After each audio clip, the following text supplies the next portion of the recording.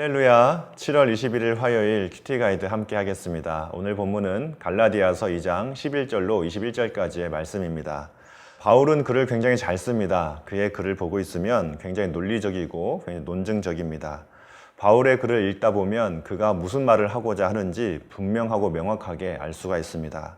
바울의 글의 중심에는 항상 예수 그리스도, 복음이 있습니다. 사도 바울은 오늘 본문에서도 동일한 주제를 이야기하고 있습니다. 오늘 본문을 통해 사도 바울은 한 가지 사실을 분명하게 강조하고 있는데요. 오늘 본문의 요절은 바로 16절입니다. 가능하다면 색연필로 밑줄을 그어 놓으셔도 좋을 것 같습니다.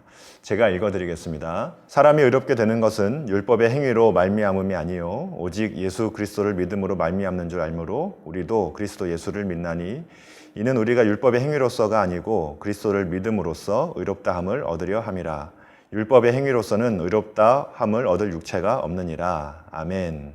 사도 바울의 핵심은 이것입니다. 구원은 오직 예수 그리스도를 믿음으로 말미암는다 하는 것이죠. 사람이 의롭게 되는 것은 율법의 행위로 말미암음이 아니다라고 강조하고 있습니다. 이것이 오늘 본문의 요지이자 핵심이다 하는 것입니다. 사도 바울은 이러한 내용과 요지를 강조하고 드러내기 위해서 실제로 그가 겪었던 사건 하나를 언급하고 있습니다. 베드로의 외식 사건입니다. 당시 유대인들은 이방인과 함께 식사를 하지 않았습니다. 율법을 준수하지 않는 이방인들과 함께 식사를 할 수가 없었던 것이죠. 부정하다고 여겼던 것입니다.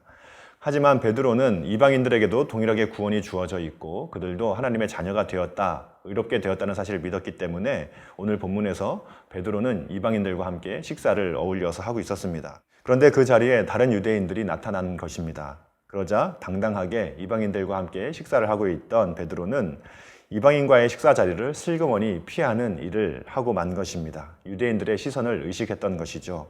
자신의 믿음과는 다른 행동을 보였던 것입니다. 사도 바울은 이 사건을 언급하면서 중요한 사실을 한 가지 드러내고 있는 것입니다. 이 베드로의 외식 사건은 곧 그가 드러내고자 했던 논지와 너무나 잘 부합하는 내용이었기 때문입니다. 사도 바울이 오늘 짧은 단락의 본문을 통하여서 드러내고자 했던 요지가 무엇일까요? 구원은 율법의 행위를 지키는 것으로서 주어지는 것이 아니다라는 사실을 드러내고자 했던 것입니다. 우리가 의롭게 되는 것은 예수 그리스도를 믿음으로 말미암아 예수님께서 이루신 그 의가 우리에게 주어지는 것을 말합니다. 그런데 당시 유대인들 사이에서는 율법을 지키는 삶을 통해서 의롭게 되어야 한다라는 그런 생각을 가지고 있었던 사람들이 있었던 것입니다. 그래서 사도 바울은 이렇게 이야기하고 있습니다. 17절 말씀 함께 한번 읽어보겠습니다. 만일 우리가 그리스도 안에서 의롭게 되려 하다가 죄인으로 드러나면 그리스도께서 죄를 짓게 하는 자냐? 결코 그럴 수 없느니라. 17절의 내용은 이런 의미인 것이죠. 우리가 그리스도 안에서 의롭게 되려고 하다 보면 결과적으로 우리 모두가 곧 죄인이라는 사실을 우리가 알게 될 것이다. 드러나게 될 것이다 라는 내용입니다. 그러나 그렇다고 해서 예수님께서 죄를 조장하시는 분은 아니시다라고 하는 내용을 이야기하고 있는 것이죠. 복음이라고 하는 것은 굉장히 기쁜 소식입니다. 하지만 그렇다고 해서 마냥 좋은 소리를 하고 있는 것은 아닙니다. 복음이 선포될 때에 우리가 가장 먼저 직면하게 되는 것은 우리 모두가 곧 죄인이다라는 사실을 직면하게 됩니다. 유대인이건 이방인이건 우리는 율법을 행하고 지키는 것에 의해서 의롭게 될 수 있는 사람은 아무도 없다라는 것이 바로 율법의 선포인 것이죠. 우리가 예수 그리스도에게 나아가면 나아갈수록 우리가 얼마나 비참하고 얼마나 처절한 죄인인지를 우리는 알게 됩니다. 우리에게는 단 1%의 소망도 단 1%의 희망도 없는 구제불능의 존재임을 우리가 자각하게 되는 것이죠. 의로운 행위 혹은 율법을 지키는 것으로서 우리가 의롭게 될 수 없다라고 하는 그 사실을 우리는 깨닫게 되는 것입니다. 그제서야 우리는 비로소 예수님께서 이루어 놓으신 십자가 사건이 그리고 그 예수님을 믿는 믿음으로 우리에게 주어지는 그 의가 우리의 살 길임을 비로소 우리는 깨닫게 되고 의지하게 되는 것입니다. 그 고백이 20절에 잘 기록이 되어져 있습니다. 함께 한번 읽어보겠습니다. 내가 그리스도와 함께 십자가에 못 박혔나니 그런즉 이제는 내가 사는 것이 아니요 오직 내 안에 그리스도께서 사시는 것이라.